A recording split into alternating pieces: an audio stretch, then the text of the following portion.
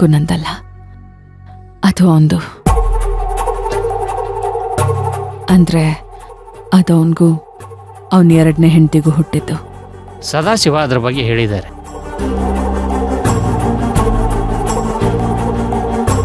ಅವನು ನಿನ್ನ ಮದುವೆ ಆಗಿ ನೀನು ಬಿಟ್ಟು ಹೋಗಿ ಆಮೇಲೆ ಅನುಪಮನ ಹುಡುಗಿ ಜೊತೆ ಮದುವೆ ಆಗಿದ್ದಲ್ವಾ?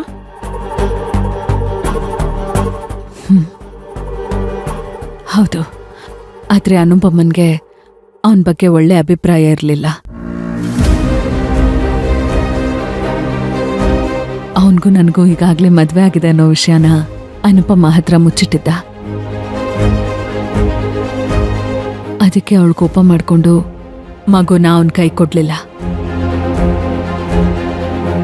ಯಾವುದೇ ಕಾರಣಕ್ಕೂ ನನ್ನ ಮಗು ಅವನ ಕೈ ಸೇರಬಾರ್ದು ಅಂತ ಅನುಪಮ್ಮ ನೀನೇ ಇದಕ್ಕೆ ತಾಯಿಯಾಗಿ ಸಾಕು ಅಂತ ಮಗುನ ನನ್ನ ಕೈಗೆ ಕೊಟ್ಟು ಹೋದ್ಲು. ಅವತ್ತಿಂದ ಇವತ್ತಿನ ತನಕ ನನ್ನ ಮಗು ಅಂತಾನೆ ನಾನು ಅವಳನ್ನ ಸಾಕ್ತಿದ್ದೀನಿ.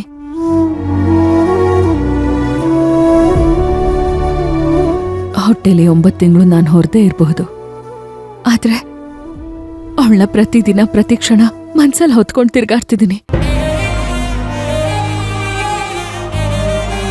ನನ್ನ ಜೀವನ ಎಲ್ಲ ಅವಳೇ. ಅವಳು ನನ್ನ ಲೈಫಲ್ಲಿ ಇಲ್ಲ ಅನ್ನೋ ದಿನ ನಾನಿರೋದೇ ಇಲ್ಲ ಸರ್.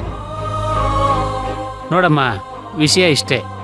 ಈಗ ಮಗು ಅವಂದು, ನಿಂದಲ್ಲ. ಈಗ ನೀವು ಮದುವೆ ಆಗದೆ ಇದ್ದಿದ್ರೆ ಮಗುಗೋಸ್ಕರ ಮದುವೆ ಆಗಿಲ್ಲ ಅಂತ ನಿಮ್ಮ ಪರ ವಾದ ಮಾಡ್ಬೋದಿತ್ತು. ಆದರೆ ಮದುವೆ ಆಗಿದೆ ಅನ್ನೋದಾದ್ರೆ ಕೇಸು ಅವನ ಕಡೆ ಆಗುತ್ತೆ. ಅದೇಗ ಅವನ ಕಡೆ ಆಗುತ್ತೆ? ಯಾಕಂದ್ರೆ ಅವನಿನ್ನೂ ಮದುವೆ ಆಗಿಲ್ಲ.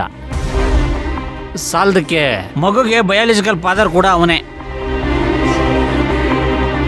ಏನೇ ಆದ್ರೂ ವರ್ಷಾನ್ಗಟ್ಲೆ ಮಗುಲ್ ಬಿಟ್ಬಿಟ್ಟು ಓಡೋಗಿದ್ದು ಅವನೇ ತಾನೆ.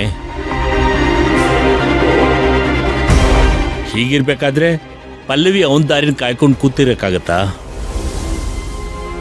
ಈಗ ಬೇಕು ಅಂತಲೇ ಅವಳಿಗೆ ಮದುವೆ ಆಗಿರೋ ವಿಚಾರ ಗೊತ್ತಾಗಿ ಏನೋ ತೊಂದರೆ ಕೊಡೋಕ್ ಬಂದಿದ್ದಾನೆ. ನೀವ್ ತಪ್ಪು ತಿಳ್ಕೊಂಡಿದ್ದೀರಾ ಮಾವ.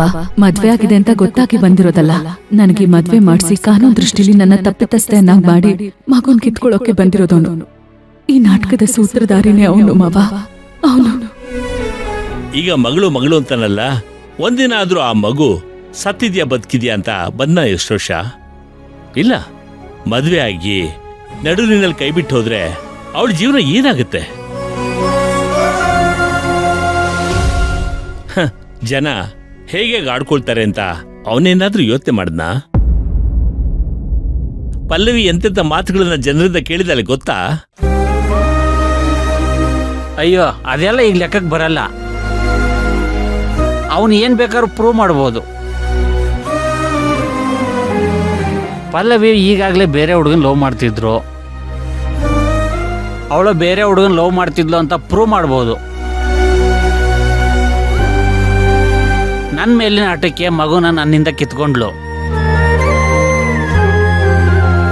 ಕಿತ್ಕೊಂಡ್ಮೇಲೆ ಬೇರೆ ಮದುವೆ ಆಗಿದ್ದಾರೆ ಅಂತ ಹೇಳ್ಬೋದು.